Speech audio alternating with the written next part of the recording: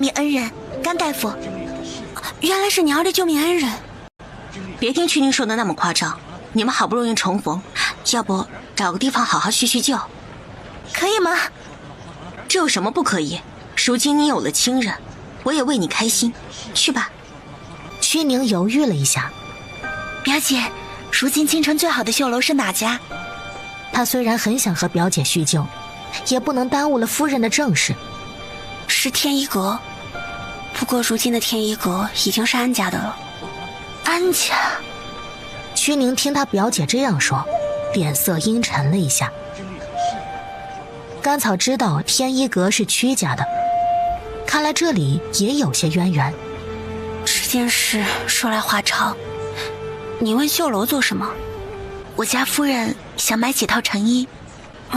自从你们曲家出事之后，天一神迹已经消失。如今若论最好的成衣，还是天一阁。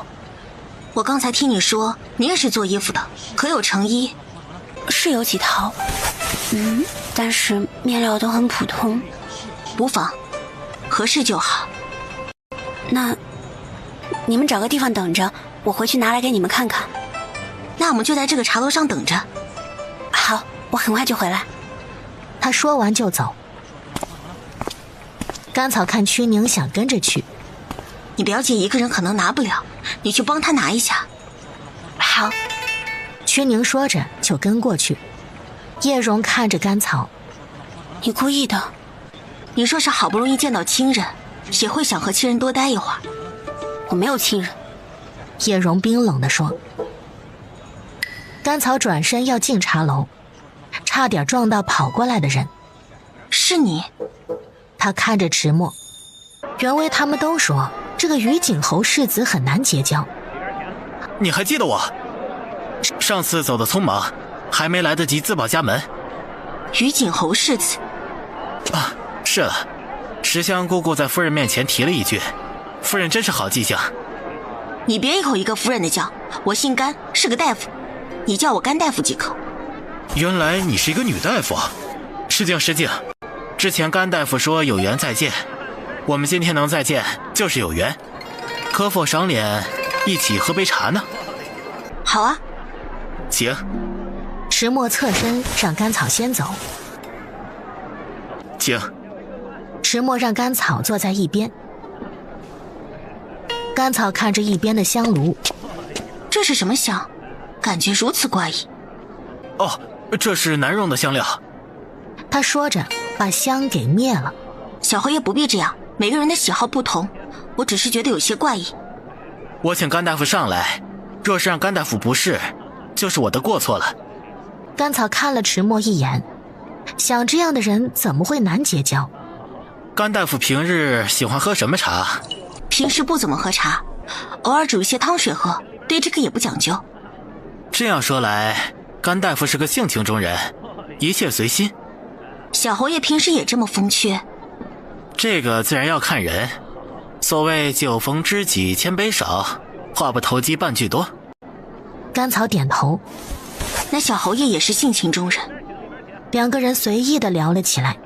甘草听到下面的马蹄声，但是直接忽略了。他觉得那马蹄声和他没什么关系。很快楚凌寒就上楼了。甘草被吓了一跳，怎么有一种被捉了的感觉？在下见过韩王殿下。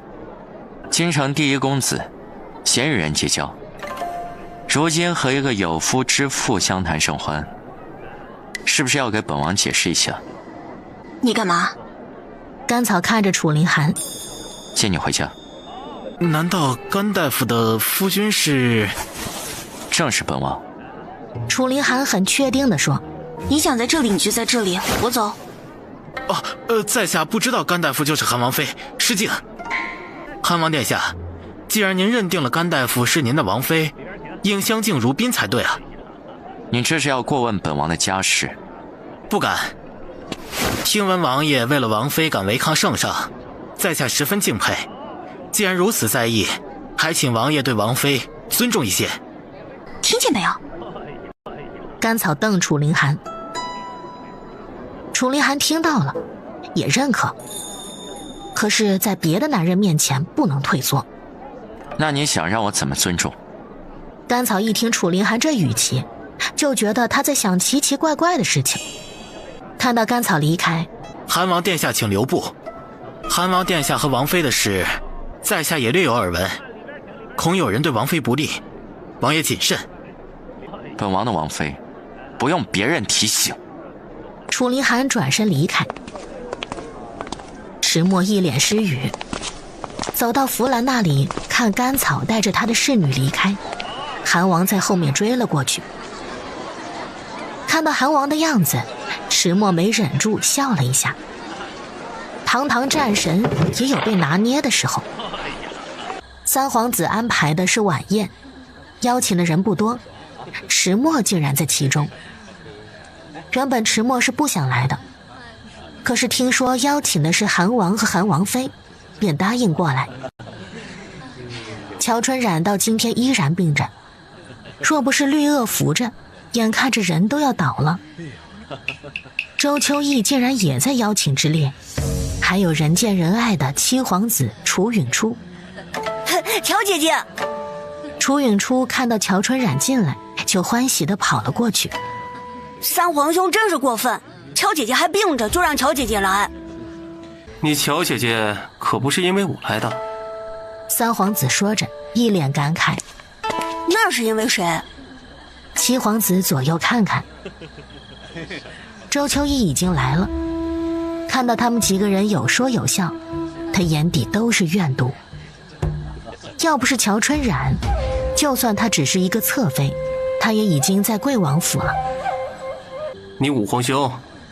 三皇子直接说。听到五皇子，七皇子不着痕迹地撇了一下嘴，显然不怎么喜欢。几个人正说着，外面通传韩王到了。楚凌寒站在那里不动。韩王殿下，我家王爷已经在等着了。睁大你的狗眼，没看到韩王妃也在这里吗？为何不通传？门房一个机灵，他不敢通传，那岂不是说他们家王爷认了这个韩王妃？凌烟拔刀，韩王妃到。门房通传完，直接跪在地上。听到这一声通传，几个人齐齐地看向三皇子。本王去看看。三皇子说着就走。他虽然想让乔春染死心，但是也不敢这么招摇。回头别人要说他承认甘草是韩王妃了。不等他出去，楚凌寒已经带着甘草进来。屈宁给甘草做了新衣服，但是甘草觉得太重，最后还是穿着自己日常穿的衣服来了。贵王殿下匆匆忙忙的，要去做什么？五弟来了，本王自然要亲自去迎接。五哥和乔姐姐有婚约，怎么说别人是五哥的王妃？给你五嫂道歉。楚凌寒看着楚允初，我只认乔姐姐的五嫂。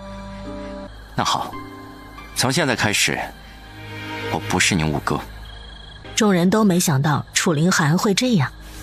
童言无忌，童言无忌。人都到了，我们就入席吧。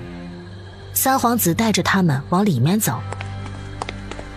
乔春染从甘草进来就一直看着甘草。甘草的确没有她漂亮，但是站在楚凌寒身边是那么的耀眼，让人无法忽视。而那本来是她的位置。在下见过韩王殿下、韩王妃。小侯爷，你叫早了吧？乔姐姐还没成亲呢。七皇子，乔春染尴尬地压低声音叫道。七皇怎么不是不认韩王殿下这个五哥了？韩王殿下说是韩王妃，那就是韩王妃。若是韩王殿下抛弃糟糠，才让天下人所不齿。楚凌寒意外地看着迟默。大齐就没有一个贱民王妃。允初，怎么能这样说话？快道歉。我又没错，我为什么要道歉？韩王殿下大度，不会和一个孩子计较，不要因为这点小事坏了兴致。我们赶紧入席吧。对，赶紧入席。这一唱一和的，若是楚林寒再计较，反倒是他们小气了。七皇子今年13有余，如此言语刻薄，三皇子还如此宠着，他日定成大祸。小侯爷此言差矣，三皇子这是宽以待人。那为何不见三皇子宽待韩王妃？七皇子说出那样的话，都可以一笔带过。小侯爷，为何总是护着甘夫人呢？三皇子看着迟默，在下只是就事论事。迟默坦荡地说：三皇子邀约，在下感激不尽，只是还没开席便这般作为，这宴席不吃也罢。老七，给你五哥道歉。五哥，对不起。五弟，七弟已经道歉了，你就原谅他这一次吧。楚林寒看了甘草一眼，觉得他想留下，带着甘草就入席。乔小姐，十分抱歉，没想到五弟竟然把这个女人带来了。乔春然很不自在地挤出一个微笑，跟着三皇子入席。五弟回京之后事情实在太多了，好不容易才请来，我们兄弟一定要好好的喝上一杯。听闻五弟去衢州的时候喜欢周小姐跳的舞，我就特意把周小姐也请了过来，给五弟跳舞助兴。周秋意努力地让自己保持微笑。三皇子把他当什么了？舞姬吗？周小姐，去准备一下。周秋意硬着头皮起身，转身的时候猛地崴了一下脚。小姐，小柔慌忙来扶着。实在抱歉，扫了贵王殿下的兴，我这脚怕是跳不成舞了。甘草敬周秋意是个狠人，为了不跳舞，差点把自己的脚废了。怎么这么不小心？快扶周小姐下去休息。我是大夫，帮周小姐看看。那就麻烦了。我陪你过去。周小姐是女子，你过去不方便，叶蓉陪着我就好。扫了几位的兴致了。我对看跳舞本就没有兴趣，以前没有，以后也不会有。三皇子有些尴尬。其实请五弟过来，是想五弟和乔小姐坐下来好好谈一谈。乔春染怯怯地看向楚林寒，好像怕楚林寒生气一样。该说的，我3年前已经说过了，如今也不会有什么变化。可是你们有婚约在先呢。三皇子这样说着，眼底有些兴奋。看来楚林寒是要一条道走到黑。所以呢？楚林寒反问。周秋意带着甘草去一边的厢房。难得你不计前嫌，不过是给人让个位置。你真舍得。周秋意也不装了。我就不信你看不出来，三皇子这宴席是为韩王和乔春然摆的。是为他们两个摆的没错，但是真正目的是什么就不一定了。你觉得你凭什么和乔春然争？凭他喜欢我。甘草得意地说。当时在秋水寨的时候，我就觉得他熟悉，原来他真的是五皇子。那个时候你不知道他的身份吧？他可是骗了你。他堂堂一个王爷，愿意骗我一个小村姑，看来他对我是用心良苦。那是以前，如今他恢复了身份，你以为他会喜欢你多长时间？喜欢一段时间是一段时间，总比有些人不择手段也一点用都没有。周秋意咬牙，看来甘草知道他对韩王做的事了。你这脚好好养着，别乱跑了，不然废了，回头想给别人跳舞都跳不了。三皇子想要草堂落尘。周秋意直接说。你这么出卖他不好吧？我只是告诉你，他想要你守不住。你长得也不错，怎么就沦落成一个玩物了呢？甘草说完就走。周秋意恼火，却一点办法都没有。甘草刚离开周秋意的房间，却看到乔春染在那里等着。乔春染看到甘草过来，迎了上去。周小姐的伤怎么样？伤筋动骨100天，脚腕全是筋骨，估计要养2个月。那就好，说是好不了，就是罪过。之前冒失的去找甘大夫，也是我不对。甘草想这是没赢，所以觉得自己不对。没事儿，我先过去吃饭了。甘大夫留步，之前你照顾韩王辛苦了。和自己夫君是过日子，哪有照顾不照顾？甘草笑吟吟地看着乔春然。我和王爷是有婚约的，不过你放心，我不会阻止你们母子进门。甘草想，这乔春然多少有点大病，你阻止得了吗？他说完就走。乔春然站在那里看着甘草的背影，一个乡野村妇竟然如此嚣张。甘草回到宴席，晚上到现在才吃饭，饿了吧？下午吃了点心。甘夫人，乔小姐也去看周小姐了，你们可遇到了？三皇子问道。遇到了，不过我出来她才去。不对呀，乔小姐也去了一段时间了。三皇子狐疑。是吗？那她可能先去别的地方了。先前安家的事情本王听说了，本王在这里给甘夫人赔一个不是了，我们一笑泯恩仇。甘草看了一下酒杯，然后看着楚林寒。那人不胜酒力。楚林寒这样说着，也没替甘草喝的意思。五哥，你眼里只有这个女人。你今天倒是说对了一句话。韩王和韩王妃的感情实在让人羡慕。迟墨一脸开心。今天迟墨的表现着实把楚林寒整不会了。难道真是他太小气？可惜武帝和春然从小是一起长大的，青梅竹马。我还记得小时候，春然就喜欢和你玩呢。不说了，都过去了。这个时候，乔春然从一边过来。乔小姐，你这是怎么了？没事。乔春然说着，胆怯地看了甘草一眼，同时露出脸上一个清晰的巴掌印。春然，你的脸是怎么回事？没事。乔春然急得要哭的样子。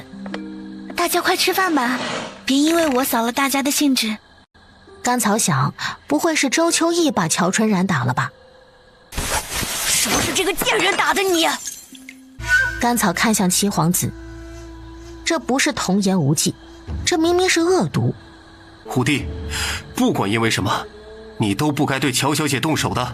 乔小姐什么都没说，你们怎么就认定是韩王妃打的人啊？迟墨站了起来，气氛瞬间剑拔弩张。乔春然，是谁打了你？甘草盯着乔春然。除了你还能是谁？你一个乡野村妇，依仗着和武帝的一点恩情，就想鸠占鹊巢。楚林寒拔剑对着三皇子，直接把三皇子想说的话斩断。乔春然被吓了一跳。韩王殿下竟然因为一个女人对兄弟拔刀相向。乔小姐，不过问问是谁打了你，有这么难回答吗？是我自己。乔春然惶恐地说。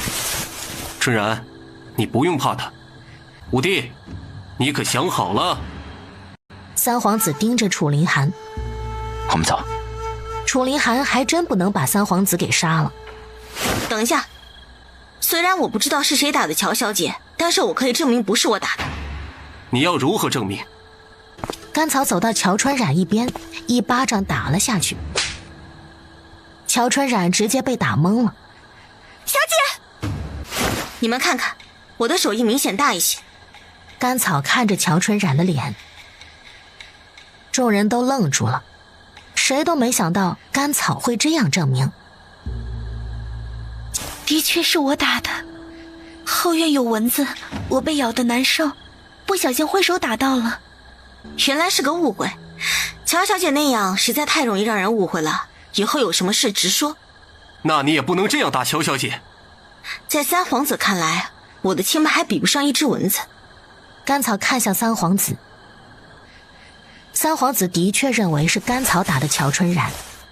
好了，你们府上蚊子多，我们就先回去了。那我们走。楚凌寒带着甘草就走。母妃，三皇子进宫行礼。五皇子把太子接出宫了。那个甘草说能治好太子的脸。景妃压低声音：不可能啊，这么多年了。景妃瞪了三皇子一眼。三皇子知道自己失言，如今看来得赶紧让韩王取了甘草。母妃，三皇子不理解。今天元妃一句话倒是点醒了我，若是韩王娶了个乡野村妇为妻，便没有女方助力，对我们来说大有好处。只是元妃为何会突然帮我们？她牡丹入梦，司天监说是个女儿。景妃嗤笑：皇上听说是个女儿，送了不少赏赐去，估计她是看清形势了，想靠向我们这一边。如果真是这样，那袁家和沈铎闹退婚是怎么回事呢？提起这件事，景妃也头大。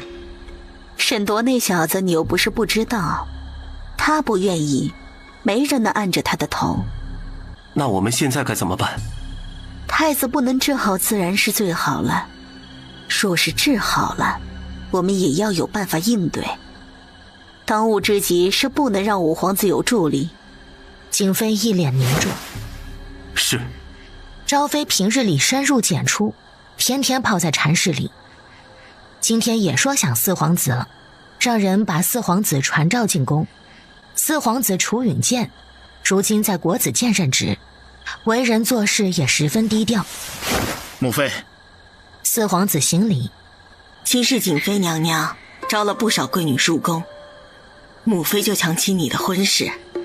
太子和三皇子没有成亲都有原因，听说五皇子儿子都3岁了，你也该想想了。兴许是缘分还没到。你这孩子，最近老六的学业得你父皇夸赞，看来在国子监学得不错。老六本就聪慧。过几天就是他母妃的忌日，你陪他去祭奠一下。是。母子两个人拉了一些家常。吃过晚饭，夫人，袁小姐来了。袁小姐怎么又这么晚来了？我姑姑让我来给你传个话。甘草就知道是元妃让元威来的。我姑姑好不容易找机会，让景妃娘娘消除了对你的敌意。如今你要治好太子，势必又要和景妃为敌。彩儿，你不知道京城的水有多深，你治好了太子会有大麻烦。我给太子治病，就像当初为你姑姑治病是一样的，仅仅是因为他有病。至于你们说的利弊，对我来说毫无意义。元威看着甘草，别人说这样的话他不信，但是甘草说他肯定相信。这里蚊虫太多，袁小姐还是早些回去。甘草开始赶人。多谢袁小姐来告知。彩儿，我不是。元威听甘草对他的称呼改了，心里就慌了。我不是那个意思。元威解释，既然袁小姐来提醒我，我也给袁小姐一句话，没有明哲保身，只有分清是非。甘草打断元威的话。元威没有再说什么。那我先回去了。甘草还是把元威送到了后门口。甘草一转身，发现楚凌寒站在他身后。你什么时候来的？一直都在。袁家还是很担心你的。我们的行事方式不同。甘草也没说什么。其实他说的没错，像袁家那样的门第，做这样的选择，对他们来说是最好的。甘草不太清楚袁家是什么样的门第，以前觉得很厉害。袁威的父亲袁琴，如今是户部尚书。他在当上户部尚书之前，也是沉沉浮浮。后来元妃进宫，深得圣宠，袁家才稳定下来。我没怨他。楚凌寒知道甘草不会怨元威。我要治好太子，对你没影响吧？我又不想当皇帝，对我有什么影响？那谁想当皇帝？说起来也就2个。包括太子吗？不包括。那就3个了，一个是三皇子，另外一个呢？四皇子楚引荐、倩王。皇上一共几个儿子啊？一共7个。2皇子早夭，如今你已经见过太子、3皇子和7皇子。那4皇子和6皇子是什么样的人？4皇子如今在国子监任职，待人温和，为人低调。6皇子如今在国子监读书，学业有成，却是个书呆子。7皇子为什么不在国子监读书？7皇子顽劣，还住在皇子所，跟着皇子所的夫子读书，却因为只剩下他一个人，平日里没人管束。你这不在京城，对京城还挺了解的。就这么几个人而已。楚林寒说着，眼底一抹落寞。2个人一起出门，看到一队马车停在王府门口。见王殿下。楚林寒看着刚从马车上下来的人，五弟啊，这是要去哪儿啊？兵部。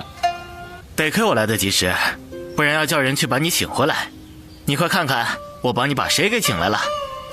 楚林寒看了过去。奶奶。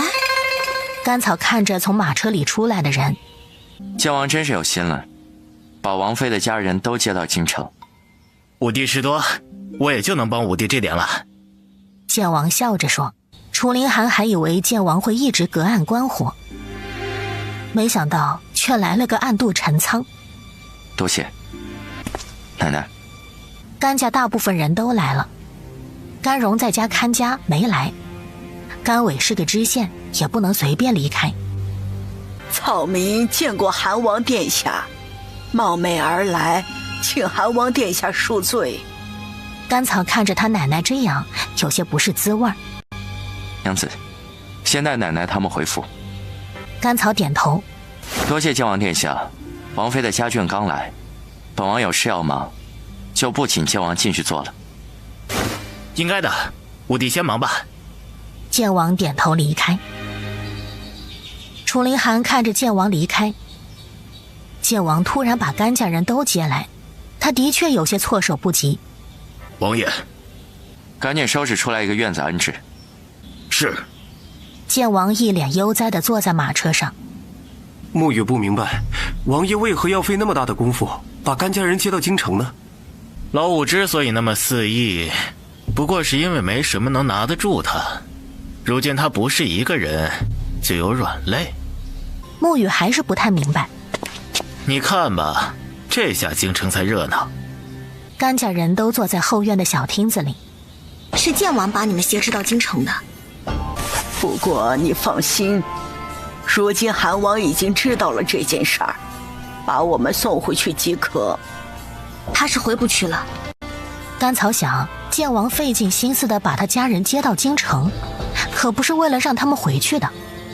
那甘泉担心。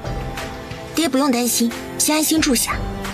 没想到凌寒竟然是皇子，我们这样的人家怎么配得上皇子啊？哎呀，他说着叹气。不是咱们草儿巴着要嫁的，你一个当爹的，你就不能为女儿说一句硬气的话呀？奶奶说的对。甘草笑了起来。太姥姥、外公、外婆。看到秋儿，甘家人都开心了。秋儿。太姥姥，秋儿可想你了。是吗？甘草看楚林寒站在外面，他也起身走了过去。奶奶他们还习惯吧？刚来，肯定惶恐。你打算怎么办？就让他们在府上住着。也是我想的不周，一直没让人安排他们。我家人都好好的，用不上你安排。我丑话说前面，那个剑王若是敢对我家人做什么，我就让他知道后悔2个字怎么写。你放心。甘草一点都不放心。他派人把屈宁叫了回来。屈宁和他家人熟，又来王府了一段时间，也好说话一点。林叔的动作很快，收拾好了院子，就让柳氏他们去休息。柳氏看着屋子里的陈设，韩王府对他们这么礼遇，应该没有亏待他孙女。奶奶，一路上走了这么长时间，先好好休息一下。屈宁对府上也熟，奶奶有什么需要尽管给他说。屈宁站在一边慌忙点头。屈宁，你先出去一下，我有事儿和你们夫人说。柳氏看屈宁离开，林寒对你还好吧？比以前好。甘草笑着说，我也知道我们被这样带来肯定会对你不利，可是他在那位置上，我们本就有很多的身不由己。奶奶不要想这么多，既然是因为他，那也就只有他能解决，我们就不要操心了。你来京城这么长时间，皇宫里的什么态度啊？甘草一脸一言难尽。肯定是不接受你，皇室是不会允许一个平民称王妃的。听奶奶这样说，好像对皇室很了解。这还用了解吗？普通人家都讲究一个门当户对，更何况是皇室。你孙女也不差。我是想劝你避其锋芒。避其锋芒？甘草不解。如今你已经为韩王生了个儿子，王府会有你一席之地的。不过你不能当王妃，还是趁早让韩王找一个门当户对的王妃，你们的日子会好过一点儿。奶奶，那我宁愿这日子不过了。我知道奶奶是为了我好，可是我想要的好，我自己努力。傻孩子，你可知道这样有多难呀？我想要的不是普通的东西，难很正常。话说到这个份上，柳氏知道甘草很清楚自己在做什么。行，只要你确定就行。柳氏也不再劝。甘草离开，屈宁进去伺候着。唐早站在院子里等甘草。老爷真是王爷？唐早到现在都有点不敢确定。是，你来了，你爹怎么办？还有大哥呢，家里那么多人，那我们是不是不该来？来了就来了，不过你看好二哥。放心吧。等安置好这一大家子，已经黄昏了。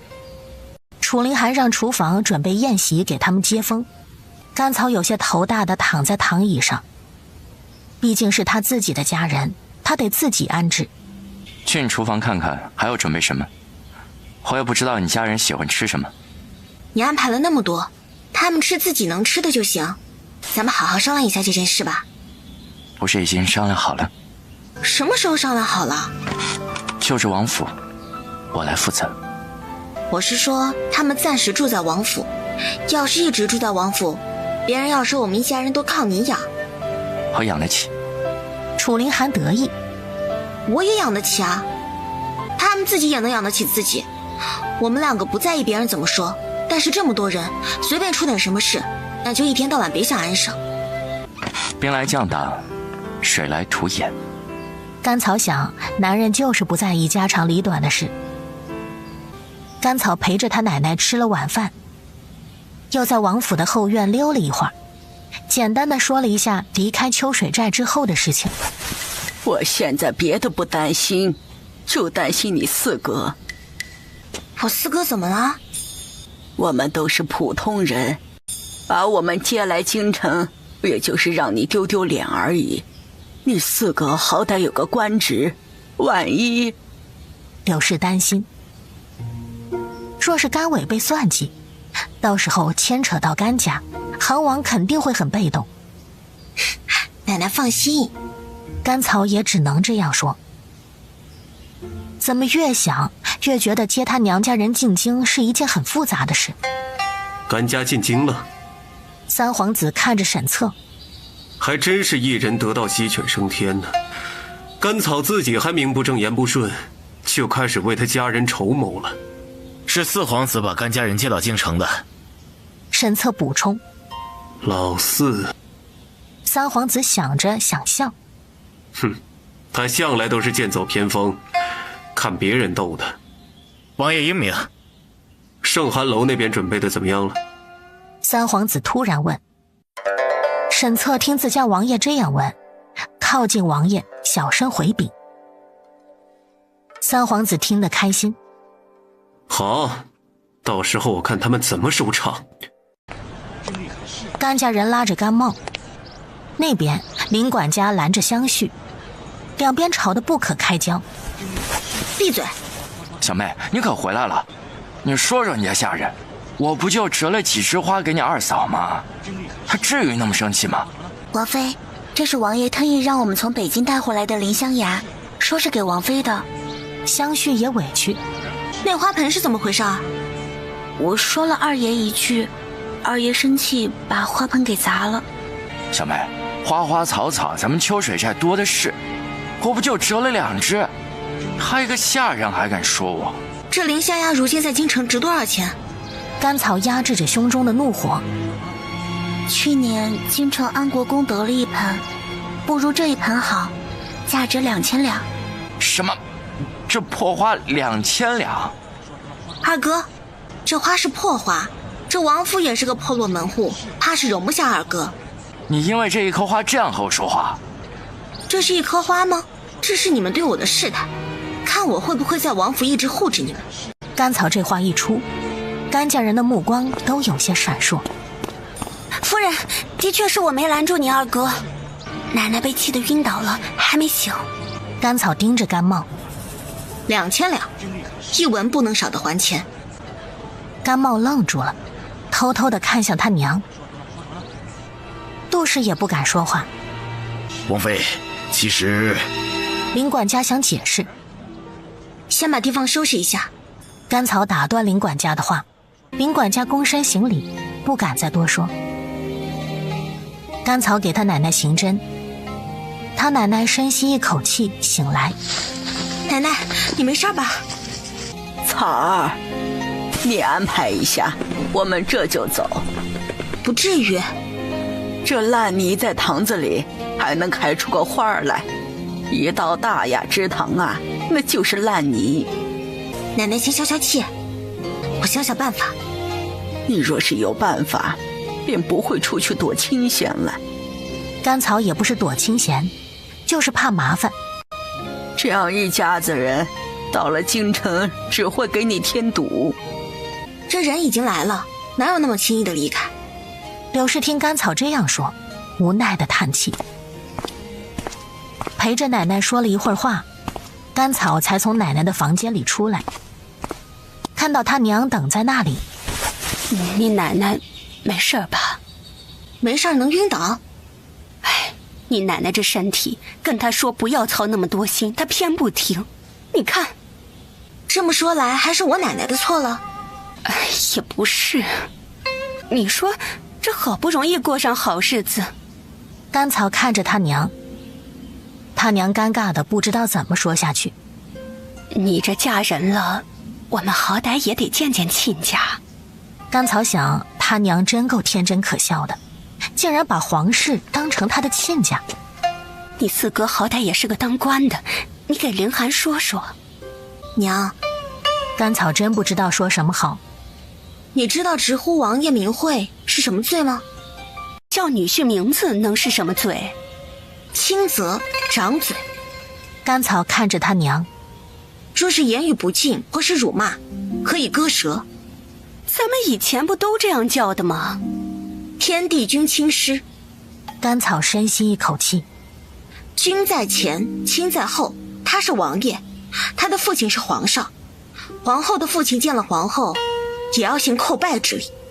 杜氏依然不信，哪有父亲给女儿行礼的？甘草嗤笑了一下，一下子飞得太高，果真够飘。爹也是这样认为的。你爹他老实巴交的，想着也见到你了，赶紧回家去。你不会舍得让爹娘回去过苦日子吧？家里的日子很苦吗？我倒是天天都想回去。你，杜氏觉得甘草是身在福中不知福。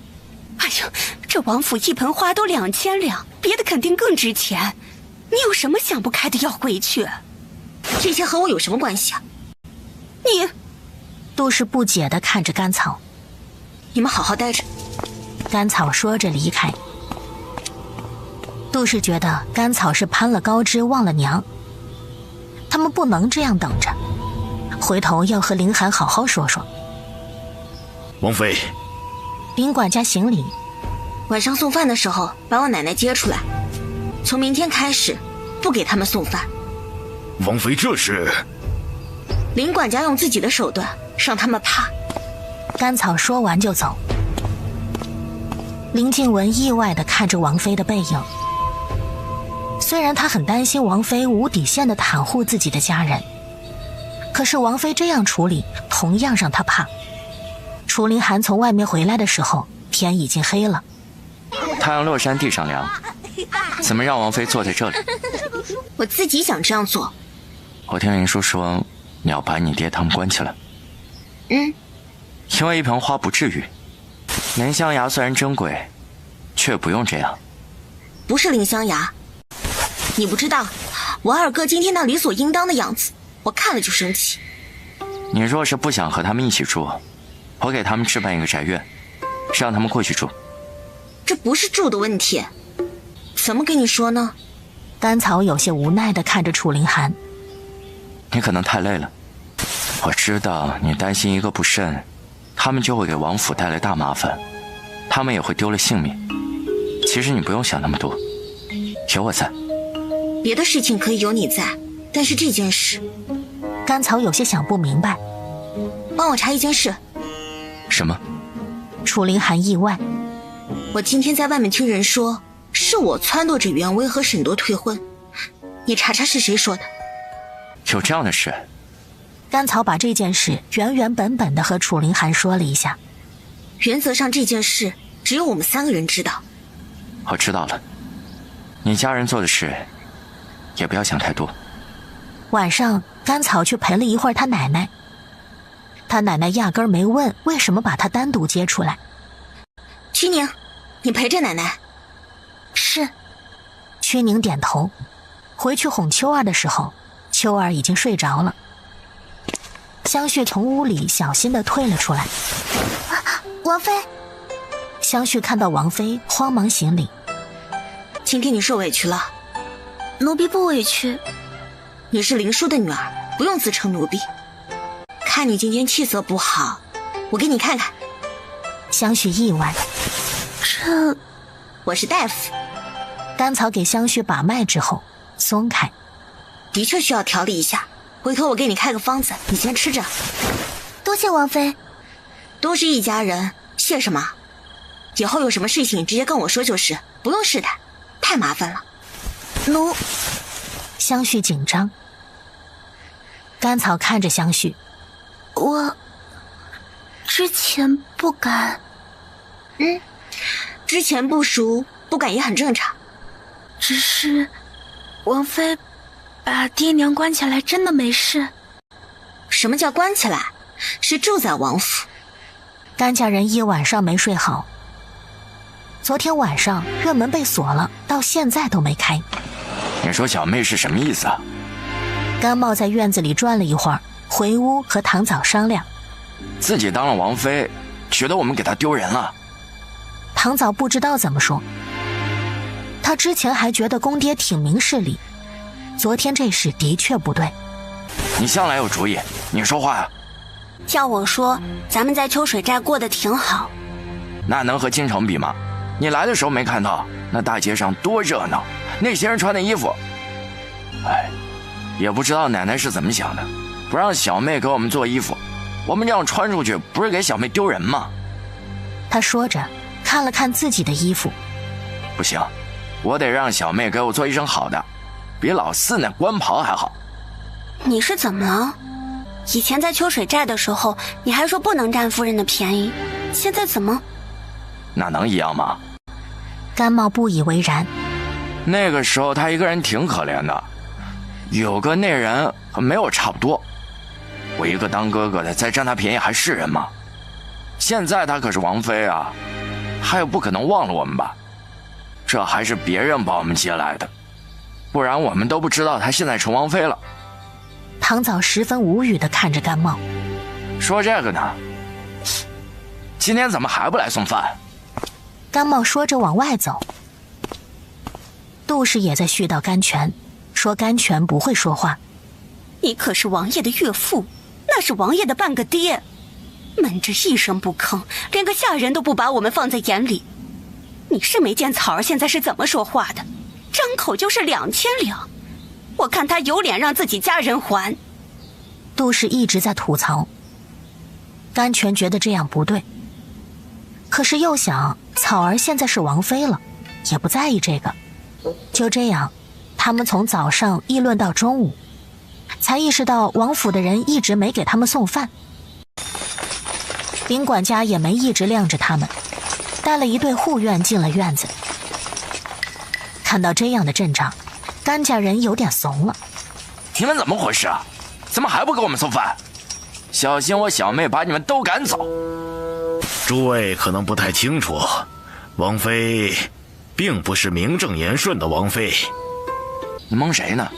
我小妹早就嫁给王爷了，孩子都3岁了。那充其量算外室。真正的王妃要入御蝶，得到皇室的认可。甘家人更懵了。以王妃的出身，皇室不可能让她入御蝶。至于你们为何是别人接进京城的，不过是为了羞辱王爷。你骗谁呢？杜氏不信。别以为我好骗，秋水寨谁不知道他们是名正言顺的夫妻？即便天下人都知道，也只是一个未入御蝶的外室。不管你怎么说，只要韩王喜欢我小妹，她就是你们王府的王妃。甘茂理直气壮。林管家脸上依然挂着笑。既然诸位坚持这样认为，那就好好冷静一下吧。他说完，带着人就离开。姨娘，怎么办？那四皇子说我们有什么事可以去找他，不如我们……甘泉一巴掌打在杜氏脸上。咱们算个什么东西啊，去求人家。他说完闷头回屋。你不是男人，你没本事就会打女人。甘茂看到这样不敢靠近，一溜烟回屋了。唐早看到婆婆这样也没搭理，转身去甘云房间。草儿不会真不管我们了吧？我觉得夫人的处境也不好。唐早担心地说。这里又不是秋水寨。那怎么办？早知道我就不来了。唐早看着甘云，他突然明白接他们的人为什么一定要甘云来了，因为他们以为甘草在意甘云。王妃，我按你吩咐的给他们说了。看紧了，别让他们有出去的机会。好。林管家点头。甘草看向他奶奶住的地方，犹豫了一下，还是过去了。夫人，你下去吧。听曲宁说你在京城开了个医馆。刚来京城想救新百里，想着开个医馆，成为闻名遐迩的神医，到时候我对别人有用，便不会被随意拿捏。你这想法是好的，就是太危险了。所谓木秀于林，风必摧之。风会摧残每一棵树，只是长得好看的那一棵，人知道它被风摧残了，别的压根儿就没看见。你这丫头哪来的这么多歪理？我知道你在为你爹娘的事儿烦心。自从我知道凌寒就是五皇子，吕秀才劝我退一步，奶奶也劝我退一步，出了这韩王府，没有人认我是王妃。还有，甘草也不知道怎么说。凌寒本来和乔小姐有婚约，虽然3年前就要解除，却一直挂着。皇宫我倒是进了2次，不过也是闹了2次，没有人愿意承认我是韩王妃。新百里刚从牢里出来那会儿，姬无血又出事了。对了，我还在京城遇到了苏萧。甘草突然想起来这件事。苏家那丫头，柳氏也意外。她怎么到京城了？不知道，在楼子那种地方。那你可千万不能让苏家人知道，回头又要怨到你头上。苏萧已经死了，尸体也找不到了。怎么回事啊？柳氏意外，我也没有查清楚，事情没有那么简单。那苏潇的死，柳氏看着甘草，确定和我没关系，我只是刚好遇到。那就好。其实你爹以前虽然不那么心疼你，也想着你能过得好一点儿，只是他们认为一家人要相互帮衬。如今你成了王妃，那就是人上人了，家里人也应该这样。他们只会看到那些可望而不可及的富贵，却不知道其中的艰难啊。这些超出了他们的认知，就变成了无根的浮萍。甘草听他奶奶这样说，才能理解他家人的思维。那奶奶有办法吗？知错能改，一个人只有知道自己错了，才有改正的可能。若是他们认为这样没错，甘草自然知道这个道理，这也是这件事最为无奈的地方。这件事最好的结果就是他们不给你添麻烦，你能保他们平安。甘草点头。他奶奶说的保他们平安，不过是活着。甘草正说着，门房禀报说陶小姐来了。柳氏看着甘草，就以前住在我家的陶灵儿，她是丰州陶家的小姐。那你赶紧去吧，别让人家等时间长了。好，那奶奶好好休息，有什么事就让屈宁找我。陶灵儿在前厅转来转去，看到甘草过来，立马凑了过来。你这是干嘛？你家里人不是过来了吗？我给他们准备了礼物，也不知道他们喜欢什么。算了，你都拿回去吧。怎么？你们吵架啦？以前也不见你这么喜欢我家人。那不一样，以前他们在秋水寨，那是他们的地方，如今他们来京城了，也不认识什么人。甘草看着陶灵儿，这个倒是真的。行了行了，都放这里，我给他们。听说你和盛寒楼很熟。你怎么什么都能听说？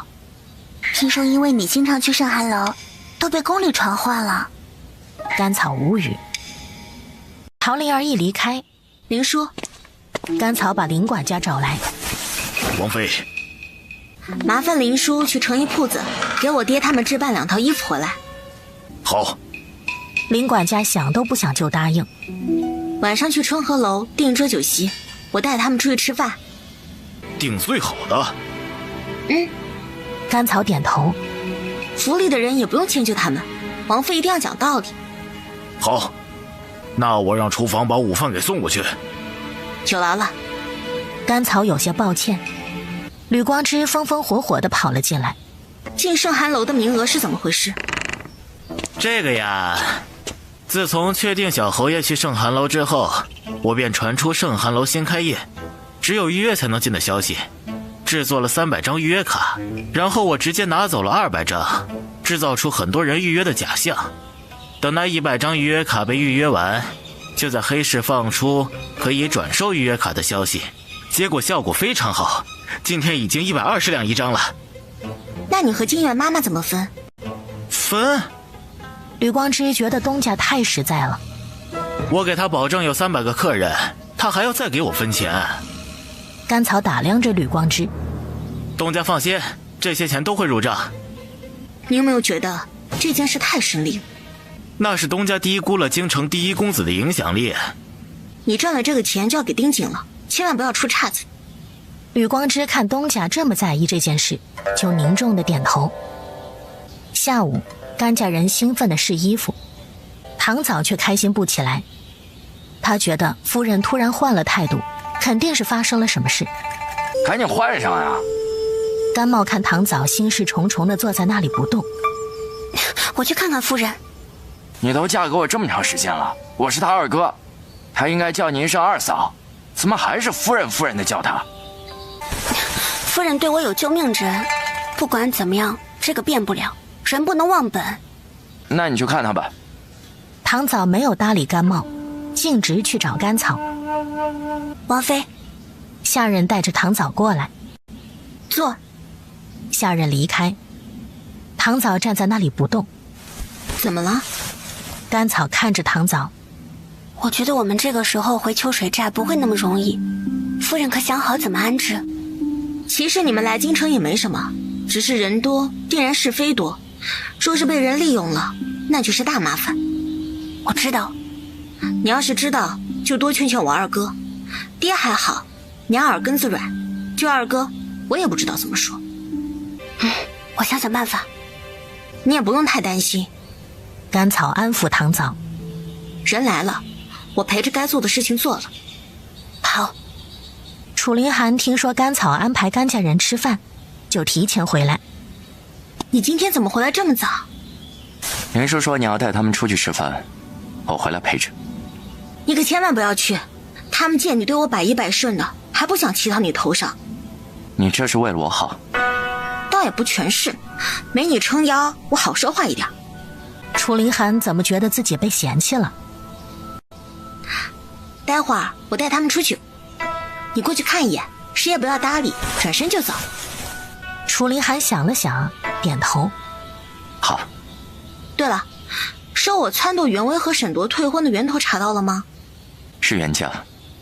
楚凌寒也不隐瞒，估计是袁家试图造势，让沈家知难而退。这是甘草最不喜欢的结果。其实那天袁威突然从正门来找他，他就应该想到。罢了，知道就好。还有一件事我觉得很诡异。什么？今天陶灵儿来找我，说盛寒楼的预约卡黑市卖到100两一张。我找吕光之问了，这件事的确是他做的，但是能卖到这么高的价格，有些匪夷所思。你怀疑什么？你想，盛寒楼得罪过安家，我又因为盛寒楼的事被传唤进宫，莫幽都知道这件事，别人不可能不知道。我总觉得会有人用盛寒楼做文章。我让林岩去查一下。没事儿最好，若是有事，我们也好做个准备。楚凌寒点头。行。两个人聊了一会儿，外面的马车已经准备好了。甘草带着秋儿去前院，甘家人已经等在那里，衣服很合身，但是穿在他们身上总觉得怪怪的。你可算来了，带爹娘吃个饭都要我们等着。二舅舅很饿吗？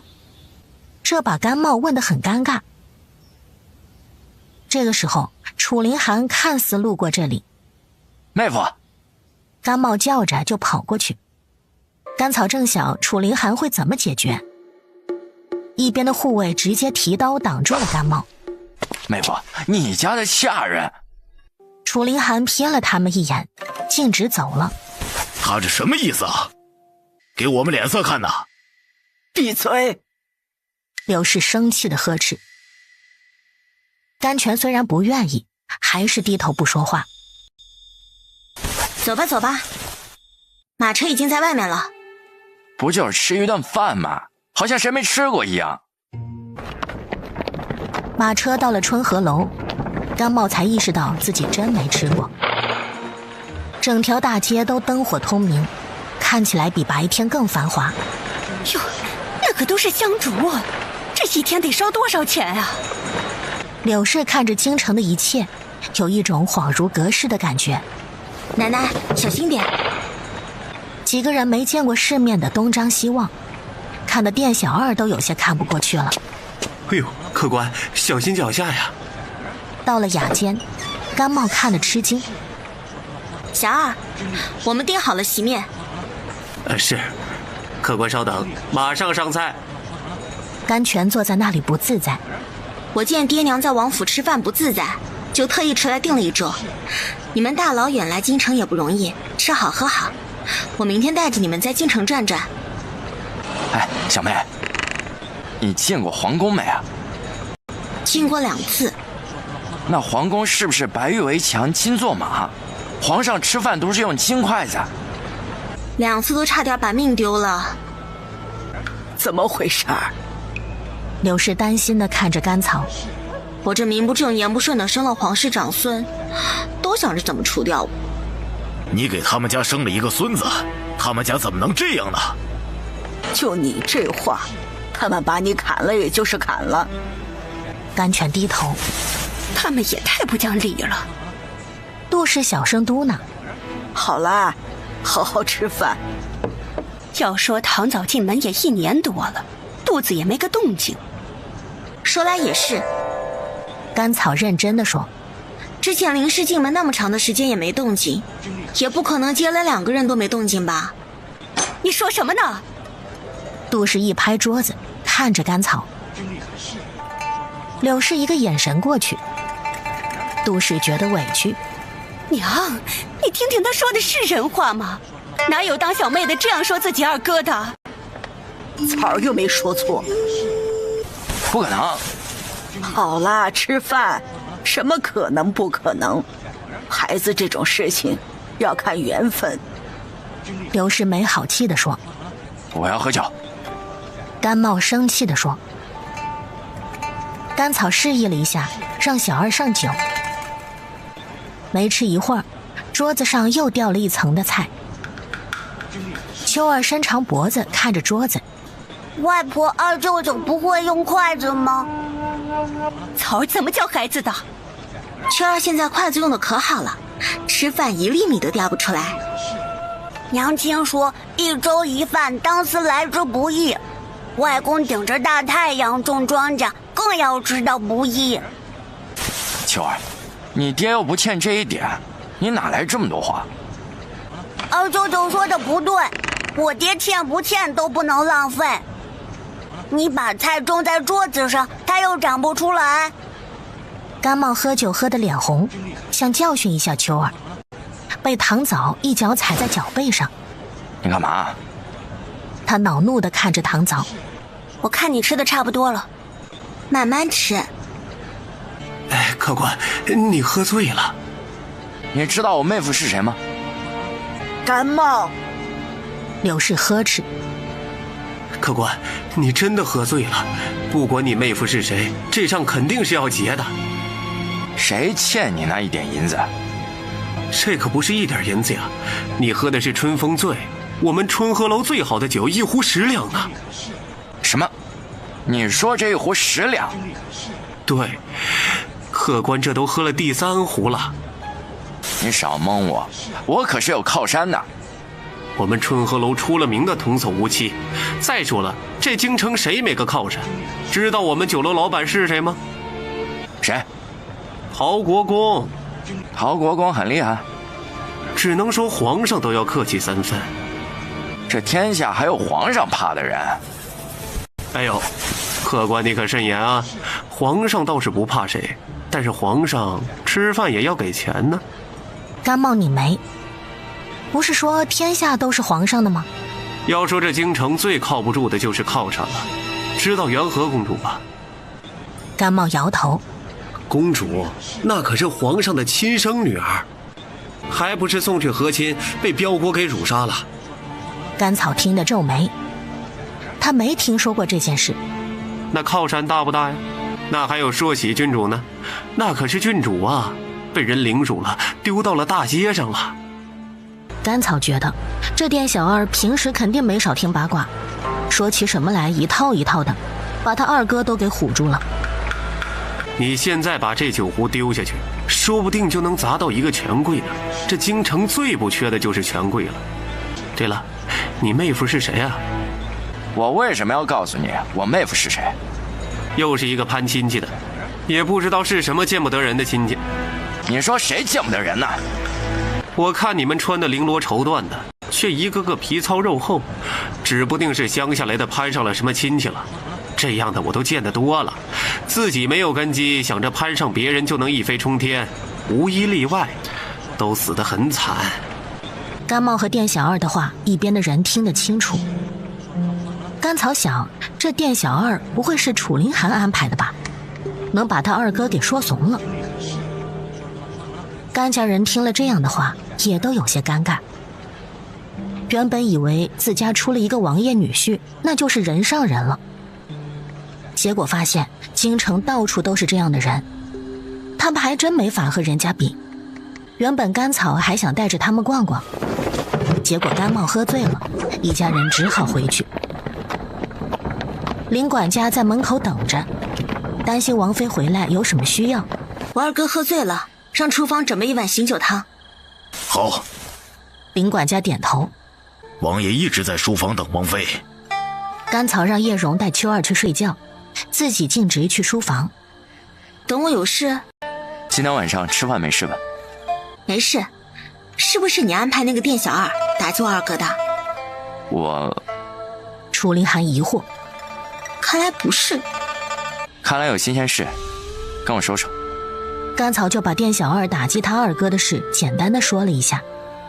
我发现我一直都想保护他们，结果让他们觉得我是坏人，就应该受点打击，才能看到这个世界的真相。没事就好。那边唐嫂扶着甘茂回房间。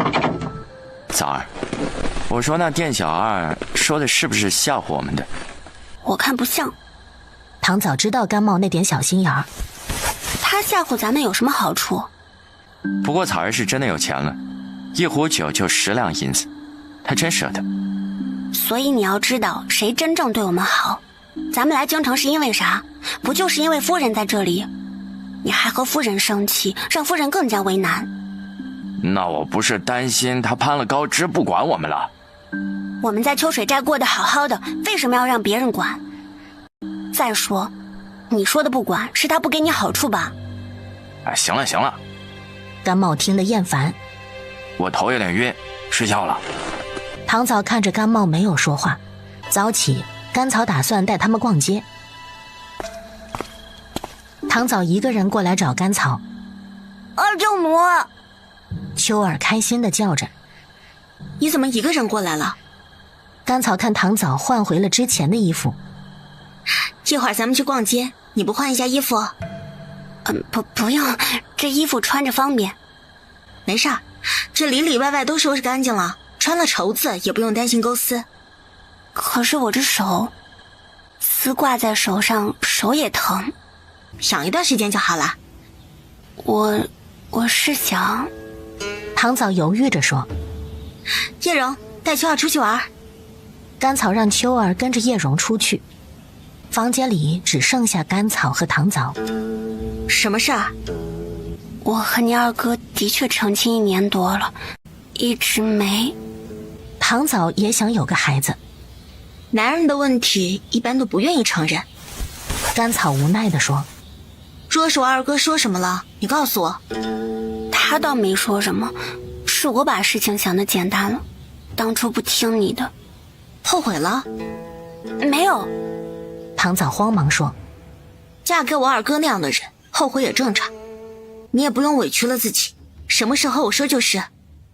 甘草一开始就知道唐嫂是怎么想的，他也觉得二哥有个人管着会好一点。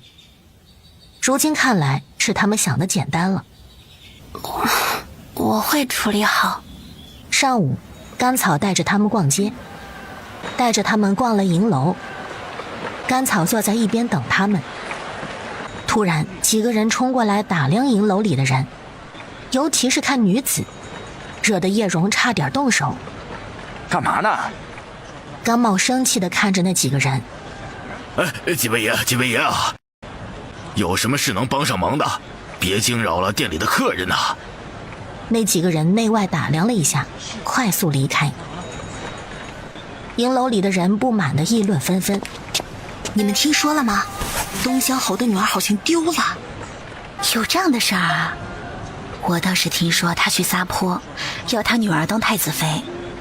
太子突然传出选妃的消息，京城可有热闹看了。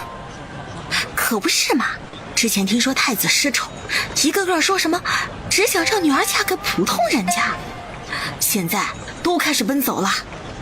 甘草听那些人小声议论，倒是听了不少新鲜事。杜氏他们听着这些议论，怎么觉得那些王侯的家事只是普通人的谈资？中午，甘草带着他们在外面吃饭。吃过午饭，林管家就在下面等着。王妃，我二哥说他不累，林管家带着他去采买吧。当即，甘茂跟着林管家去采买，剩下的人都回家了。哎，你去哪了？你在这儿干嘛呢？甘草看陶灵儿穿着男装，奶奶好。柳氏仔细看了看，才反应过来。真是越长越好看了，穿成这样我都没认出来。要不是奶奶和甘草姐姐在一起，我也不敢认奶奶呢。这一身派头，像是大户人家的老夫人。哟，这丫头真会说话。你们俩，我逛了半天累了。那奶奶慢着走。我不是让人把预约卡给你送去了吗？甘草看着陶灵儿那紧张的样子，你不去？陶灵儿想的是和甘草一起去。我家里人来了，怎么去？晚上吗？晚上他们都休息了。你们都不去，我一个人去很没意思。还有谁不去？何西霞啊。陶灵儿想，还有谁？他为什么不去？他在准备选太子妃呢。甘草无语，他怎么觉得何西霞对太子是早有图谋？人家都准备选太子妃了，你就不想想自己的终身大事？我的终身大事，想或者不想，都是那样。那你一个人去过你的单身时光吧。不管陶灵儿怎么磨，甘草就是不去。最后他只好离开。甘草派人把楚凌寒请了回来。楚凌寒以为有什么大事，匆忙的回来，把保护你的暗卫调到圣寒楼。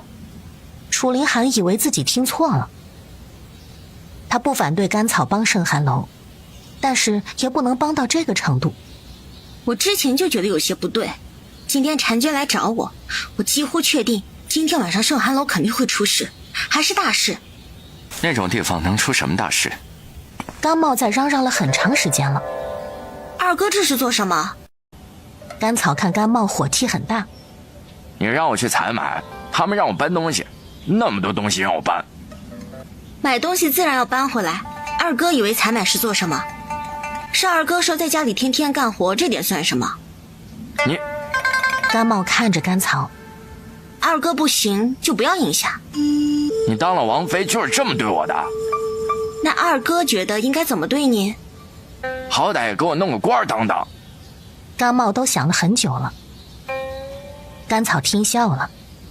二哥，就算你没有好好读书，好歹也识字，知道人字怎么写吧？你什么意思啊？甘茂没听懂。意思是二哥先做个人吧。甘茂恼火地离开，看甘草的眼神有些仇怨。甘草看到了那眼神，潘多拉的盒子一旦打开，就不知道会放出什么。他以前也不这样。甘草惋惜。甘茂离开，楚凌寒才走了过来。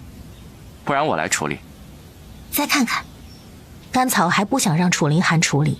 甘茂回到后院抱怨，被柳氏训斥了一顿，又要行家法。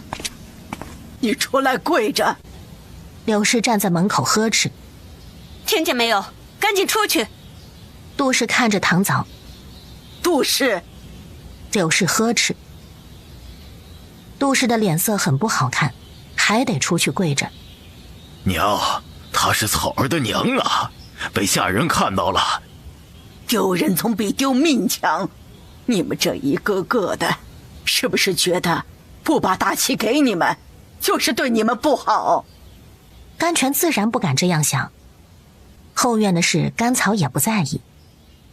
天黑了，圣寒楼要开门了。晚上灯火亮起来，可以掩饰所有的破败。楚凌寒和甘草摆了酒肉，坐在书房前的院子里赏月。今天的月亮不圆也不亮，只是和对的人一起赏，就可以说有一种朦胧美。知道我最喜欢什么吗？什么？天下有道，走马已分。那不知道有多少英雄要感慨生不逢时。要什么时势造英雄，不过是乱世枯骨的幸存者。我倒觉得走马蚁粪挺好，下雨的时候地上有个小水潭，就能开开心心的踩半天。你想要什么样的水潭？无趣。楚凌寒自嘲一笑。那娘子说说什么有趣？心里有趣，看山是山，看水是水，看山间云停云去，看水中鱼翔浅底，随遇而喜。看草木有趣，看鱼虫有趣，看人吃完饭牙齿上沾了菜叶子也觉得有趣。如此说来，这世间便没有娘子认为无趣的事。非也。甘草一本正经地说，争夺一个男人便很无趣。楚凌寒不知道怎么接这话。争夺一个女人也很无趣。硬生生把占为己有说的用情至深更是无趣。楚凌寒怎么觉得甘草在说他很无趣？若争，便与天争，与地争，与人争，争出一个其乐无穷。楚凌寒看着甘草，一旦让他不怕麻烦，他就是别人最大的麻烦。王爷，林岩快速跑了进来。王妃，何事？甘草比楚凌寒先问出来。圣寒楼出事儿了。慢慢说。东乡侯府的人冲到了圣寒楼去找他们家小姐，结果发现余景侯府的小侯爷和陶家小姐在床上。什么？甘草有点懵。哪个陶家小姐？就是王妃认识的丰州陶家的小姐。东乡侯府的人为什么去圣寒楼找他们家的小姐？听说是找到了拐卖小姐的伢子了，说把人卖到了圣寒楼了。你去圣寒楼盯着，看余景侯府和陶家怎么处理这件事。是。他们两个。甘草看着楚凌寒。我知道。迟墨是因为甘草去圣寒楼的，陶灵儿也是甘草给的预约卡。这件事追究起来都会追究到甘草这里。你来。楚凌寒拉着甘草进书房。迟墨。甘草点头。他的为人你清楚。此时东乡侯府的人大动干戈的去那种地方找自家小姐，定然是得到了确切的消息。不是巧合。对别人来说确实不是巧合，但是对东乡侯来说，那就可能是巧合。为什么？别人家的女子，别说被卖到那种地方，即便只是普通的丢了，也不会大动干戈的找。而东乡侯会，他是京城出了名的泼猴，谁被他缠上都要被扒一层皮下来。那这一看就是选好的。如果出现在迟墨床上的不是陶灵儿，而是董小姐呢？那迟墨肯定要娶董小姐，这是东乡侯设计的。你可知东乡侯为何敢那么撒泼？为何？因为他坦荡，他理直气壮的不要脸。你能确定不是东乡侯？应该不是。楚凌寒也不能完全确定。之前你就说过安家和圣寒楼有过节，为何会让寒圣楼如此顺利？甘草想了想，这里有安家的手笔。今天晚上这个局牵扯到韩王府、余景侯府、东乡侯府、丰州陶家，你觉得是一两个人就可以布置的？甘草想了一会儿。三皇子。楚凌寒笑了一下。迟墨最近身上发生最大的事是什么？皇上指婚。甘草想到这里，吸了一口气。而三皇子一直都想要娶乔春染，而乔春染不会嫁给迟墨。为何？因为她不会输给周秋意。若是她嫁给了迟墨，就算是正妻，那也矮了周秋意一头。甘草点头。女人的胜负心的确有这么强。到这里，这个局就非常简单了。设计想董家小姐和迟墨在一起，还在众目睽睽被人发现，那迟墨是百口莫辩，只能娶董小姐。他娶了董小姐，和乔家的婚约自然就不作数了。经过这么多，三皇子娶乔春染就容易很多。所以陶灵儿是个变数。甘草恍然。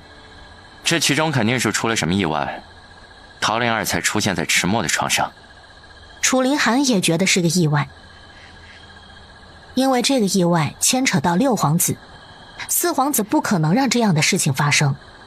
我去问问他。先等。楚凌寒安抚。过了一会儿，一个暗卫拎着一个女子回来。怎么回事？楚凌寒看着地上的女子。她是董小姐，如今董家在圣寒楼掘地3尺的找她。甘草无语。韩王殿下，我家王爷已经在圣寒楼了，听闻圣寒楼和甘大夫有关，还请甘大夫。楚凌寒一巴掌甩在陆凡脸上。本王的王妃岂是你这样称呼的？陆凡不敢反驳，低头行礼。甘草在一边听得清楚，看来今天的事他们一定在局中，逃是逃不开了。那我们就走一趟吧。娘子想去，我们就去看看。本王倒要看看，不过一个圣寒楼重新开业，这些人能折腾出什么事来。圣寒楼里的客人已经离开了，几个人坐在大厅里，脸色都很难看。四皇子坐在中间，一边是低头不语的六皇子，一边是一脸阴沉的于景侯府老太爷。东乡侯生的5大3粗，看谁好像都要骂几句。陶灵儿的长兄陶渠坐在那里，眼神意味难明，却也不卑不亢。楚凌寒带着甘草进来的时候，所有人都站了起来。武帝可算是来了。四皇子走到楚凌寒面前，托将王殿下的福，家里人多，需要处理的事情多。家人能在一起挺好的。武帝入座。既然大半夜把我们夫妇请来，定然是我们非常重要。现在可以说说是什么事了吗？这圣寒楼重新开业，是韩王带回来的这个女人鼓捣的。楚凌寒一个眼神过去，林管家一脚踢在东乡侯的膝盖上。东乡侯一个趔趄，单膝跪在地上。怎地？东乡侯一脸不服。她不是明媒正娶，又没入玉蝶，王爷想让我怎么称呼啊？楚凌寒听到东乡侯这样说，看向甘草。平时他们称呼我甘大夫。听到甘草这样说，四皇子看了甘草一眼。这个女人不简单。嘿，一个女子当什么大夫？东乡侯一脸不屑。东乡侯大晚上把我请过来，不会是讨论怎么称呼我和我是不是大夫吧？反正我女儿是在圣寒楼丢的，你要是不交出我女儿，谁都别想好过。你何时把你女儿送到圣寒楼的？你欺人太甚！我再被人说成泼猴，也不会把女儿送到这种地方。那你女儿怎么会在这种地方丢？甘大夫有所不知。四皇子慢慢的开口。董小姐已经失踪2天了，东乡侯说被伢子拐了去，卖到了圣寒楼。有这样的事？那应该找这里的老鸨。我听说圣寒楼后不在册，所有人的户籍都很清楚。来人，把老鸨带上来。一边的人看向四皇子，四皇子微微点头，他们才把老鸨带上来。金月妈妈，你可曾买了东乡侯府的小姐？哎呦，就是给我100个胆子我也不敢呐。他一个楼子的老鸨，自然不会说实话。那圣寒楼就这么大，你们可找到了？若是找到了，我在这里费什么劲呢？那就是说，董小姐并不是在圣寒楼丢的，而是有人告诉侯爷，董小姐在圣寒楼，而侯爷也认定自己的女儿就在这样的地方。到底是谁给侯爷说的，让侯爷如此认定？众人看着东乡侯，东乡侯有点懵了。你们都看着我做甚呢？不会以为是我把女儿送到这样的地方吧？我董长亭要是做这样的事，就不得好死。那到底是谁能让侯爷如此笃定董小姐就在这里？侯爷。四皇子一脸询问地看着东乡侯。今天吃过晚饭的时候，圣寒楼的伙计拿着我女儿的首饰找上门，说我女儿在圣寒楼，晚上就要接客。既然事情都闹成这样了，那侯爷肯定见过盛寒楼的伙计了。可有那个伙计，他为我女儿通风报信，自然不敢再回来。如果那个人压根儿不是盛寒楼的伙计呢？那东乡侯有点理亏。就算他傻，事情到这一步，他也察觉到不对。甘大夫的意思是，有人故意把东乡侯骗到盛寒楼，借东乡侯之手毁我妹妹清白。陶渠的语气十分僵硬。话不能这么说，好像我家木儿没有清白一样。老太爷这话是什么意思？陶渠不乐意了。难不成还要我们陶家负责吗？说是他们两个都能为对方负责，这也是势均力敌的缘分。老太爷，陶小姐和六弟有婚约的。剑王殿下，如今这样，我这个老头子只能去向皇上请罪了。剑王听到老太爷这样说，也无奈。他是怎么都没想到事情为何会这样。今天这事必有蹊跷，本王一定要查个水落石出。那王爷可要查清楚了。首先通知侯爷来盛寒楼的到底是谁。甘草笑着说。陶渠看向于景侯府老太爷，既然老太爷这样说，我们陶家也不会咄咄逼人，不如换个地方商议吧。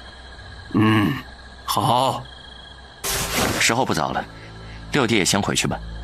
东乡侯，楚林寒看着东乡侯，事到如今，想必东乡侯也知道自己被利用了，好好配合剑王殿下，查出是谁骗了你。要是让我知道是谁骗了我，我去他家门口骂上3天3夜。不过还是找回董小姐要紧。东乡侯听到楚林寒这样说，敷衍地行了一个礼，骂骂咧咧地走了。武帝倒是找了一个好王妃呀，这么简单就平息了这件事。剑王这是承认了甘草的身份。这件事本就简单，堂堂东乡侯的女儿被卖入户部在侧的篓子，这么不正常的事，是个人看一眼就能明白。岛上被叶蓉轻轻地晃醒。董小姐醒了，在那里寻死觅活呢。楚林寒呢？好像去上朝了。甘草想，他竟然也会去上朝。走，我们去看看。刚到董优的房门口，我告诉你们，你们敢动我一根汗毛，管你们没完！谁要动你汗毛了？董优打量了一下进来的甘草。你是谁？甘草，就是韩王从外面带回来的野女人。甘草无语。此处有人欠揍，不知当揍不当揍。放肆！敢对我家王妃无礼！一边的婆子呵斥。董优斜眼打量着甘草，只听闻韩王宠她宠得紧，没想到在韩王府有这样的地位。你们先出去。周围的人担心地看着他。没事儿。你想干嘛？你有3个月的身孕，不要动怒。甘草直接说。你就不好奇你为什么在这里？肯定是。董优想想觉得不对。那我告诉你吧，昨夜你父亲去盛寒楼大闹，说你被卖到盛寒楼了。甘草盯着董优的表情。好巧不巧，你爹因为找你，发现陶家小姐在于景侯府小侯爷的床上。董优听到这里，眼珠乱转，显然心慌了。幸好呢，我之前给盛寒楼里的姑娘看过病，有人认出是你，不知道怎么办，就让我派人把你接过来。董小姐喝了大量的安神药，就出现在盛寒楼。如果董小姐没有被人发现带出来，出现在于景侯府小侯爷床上的……你闭嘴！董优慌了。其实你就算出现在小侯爷的床上，也赖不上小侯爷，毕竟你已经有3个月的身孕了。你还知道什么？我刚来京城，能知道什么？只是你这肚子瞒不了多长时间，4个月就大起来了，到时候怎么办？董优的眼神飘忽，他最近也因为这件事烦心。你醒了就自己回去。甘草说着就要走。等一下！董优慌忙叫着甘草。听说你有狐媚之术，可以让韩王殿下对你百依百顺。但凡人说的话，你是一句都不说啊？你能不能教教我？董优眼巴巴地看着甘草。什么狐媚之术，不过是母凭子贵。男人的话都是假的，做了什么才是真的。女人想什么就直接要，他们才没有那个心思去揣摩。真的？你跟你爹是一点都不像。昨夜我见到你爹了，在剑王和韩王面前张嘴就骂人，他们两个还得忍着。董优有些无语，但是知道这是一个事实。就你爹那气势，动辄就到别人家门口骂个3天3夜，皇上都得让着。对了，你回去可别说过你来过我家，我怕你爹找到我家门前骂。真的可以母凭子贵？你和那个人的关系不就是孩子吗？不然你觉得你被人睡了，那个人就是你的了？要是那个人位高权重呢？你被皇上睡了？不是，你好歹是一个侯府小姐，担心什么位高权重？总之，只有吃到自己肚子里的才是自己的，你在这里胡思乱想根本没用。董优想想也是，你现在挺着肚子还为他着想呢，他想你了吗？但凡想一点，你至于3个月了还是一个人？董优有些失落。行了，想那么多也没有用，你该干嘛干嘛去，别说来过我家。甘草这次真走了。董优坐在房间里想了一会儿，让韩王府下人把他领到后门离开。你这样让他走真没事？不让我养着他。甘草本来想去一趟陶家，问问陶灵儿昨天晚上是怎么回事，但是楚离寒上朝了，今天肯定会说昨夜盛寒楼的事。王妃，外面有个姓彭的年轻人说认识王妃。姓彭的？让他进来。很快彭一就被带了进来。彭一哥哥，秋儿夫人。你怎么来了？夫人，你们都来京城了，我想着我多少能帮点忙。夫人放心，家里的生意我给堂叔和马哥了，他们也熟悉，不会出问题。行，你来也好，吕秀才也有个帮手。你去找吕秀才，先好好休息一下，回头我找你。好。彭一笑着点头。这个时候外面吵了起来，门房先进来。王妃，有个姓金的在外面吵着要见你。甘草想自己认识姓金的吗？让他进来。金月被门房带进来。王妃，求你救救我娘吧。你娘怎么了？天快亮的时候发热，到现在都不退。叶蓉，带上药箱。我跟你们一起去吧。林毅今天实在无聊，你还是在家待着。甘草觉得林毅本身就是一个麻烦。林毅觉得自己被嫌弃了。甘草带着金月就去盛寒楼。甘大夫，您可来了。金月妈妈面无血色，气若游丝，把甘草吓了一跳。你们让到一边。他给金月妈妈把脉，表情变得凝重。把药渣拿给我看。婵娟慌忙出去拿，很快就回来说药渣已经被倒了。这些人平时懒得饭碗都不洗，这次倒药渣倒是勤快。把药罐拿来。甘草觉得药出了问题。我给你写个方子，你去草堂洛城抓药，让幺娘给你熬好，你带着药回来。好。金月拿着就跑。甘草给金月妈妈行针。金月妈妈总算是恢复了一点意识。我知道我活不了了。有我在，没事儿。不是甘大夫治不好我，而是我不能活。甘草知道金月妈妈说的是什么意思。哪有什么不能活的，你放心。我知道王妃是个好人，若是我有什么闪失，王妃可否给金月一条活路？她沾染了不少坏毛病，心地也不坏。你好好休息，不管是身体的病还是谁要你的命，我都保你。王妃不用自责，这和王妃没关系。我不是自责，我以前也被人欺负，好像不管我做什么，总有人让我不自在。但是我现在很好。金月妈妈知道王妃如今的处境也不好。两人正说着，婵娟跑了进来。甘大夫，外面来了很多官兵，剑王殿下也来了。你和我出去看看。来的是大理寺的人，圣寒楼的事交给四皇子办。剑王看到甘草在这里，有些意外。昨天圣寒楼闹成这样，他今天还敢来这里？见过剑王殿下。甘大夫怎么在这里啊？给人看病。剑王莫不是觉得今天在这里能找到董小姐？人总是要找的。那为什么不去东乡侯家找？说不定人已经回去了。莫非甘大夫知道点什么？我一个乡野村妇，刚到京城不久，连人都不认识，能知道什么？剑王想想也是，楚凌寒在京城本就没什么势力，这3年又在北境。甘草更不用说了，身世那叫一个简单。甘大夫太过自谦，昨天晚上不是说的头头是道吗？不过是事情已经摆在眼前了，有脑子的人都会想到吧。如此说来，是本王愚钝了。那甘大夫觉得这件事现在应该怎么处理呢？哪件事？昨天晚上圣寒楼的事。